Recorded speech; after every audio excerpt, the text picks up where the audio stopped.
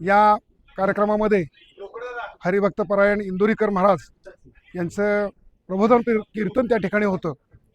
कीर्तन चालू असताना या ठिकाणी आमचे मान पत्रकार संघाचे लिंगराज साखरे हे डिजिटल मीडियाचे संपादक हे त्या ठिकाणचं शूटिंग करून, म्हणजे तुम्ही 500 जण ऐकत असाल तर ते किमान 5000 लोकांना शासनाचा कार्यक्रम कळावा, झाडं लावावीत, पाणी जिरवावं किंवा स्वच्छता ठेवावी, अशा प्रकारचा जो शासनाचा कार्यक्रम आहे, शासनाच्या कार्यक्रमाला सहकार्य मदत म्हणून त्यांना सन्मानपूर्वक त्या ग्रामपंचायतीने बोलवलेलं असताना या कार्यक्रमामध्ये तिथल्या इंदुरीकर महाराजांनी त्यांना एक जणाला खोडवलं आणि ते थांबवायला लावलं।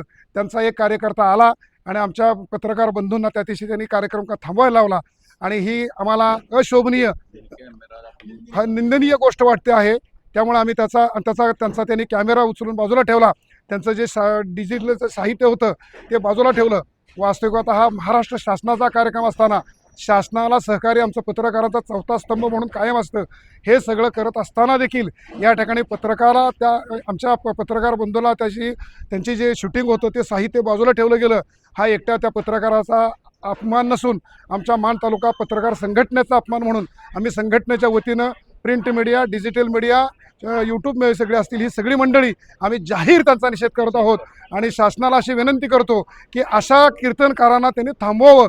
जे कीर्तनकार चांगल्या प्रकारचं समाजामध्ये जर मेसेज जायचा असेल आणि पत्रकारांना जर ते जे व्यक्ती काम सहकार्य करत नसतील तर अशा पत्रकारांना कृपा थांबावं। आणि मी या ठिकाणी आमच्या पत्रकार बंधूंना सुद्धा त्याचं कौतुक करतो की तो बिचारा एक शब्दही न बोलता तो त्या ठिकाणी 0 मिनिटात थांबला। त्यांनी त्याचं सगळं साहित्य गोळा करून आणलेलं आहे।